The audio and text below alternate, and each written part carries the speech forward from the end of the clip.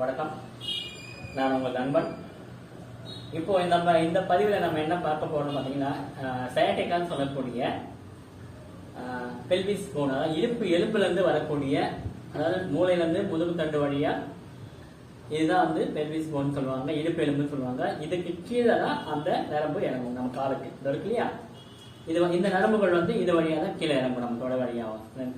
அதாவது இந்த பக்கம் வந்து புட்டம், இந்த புட்டத்துக்கு கீழே தான் அந்த நரம்புகள் இறங்கும்.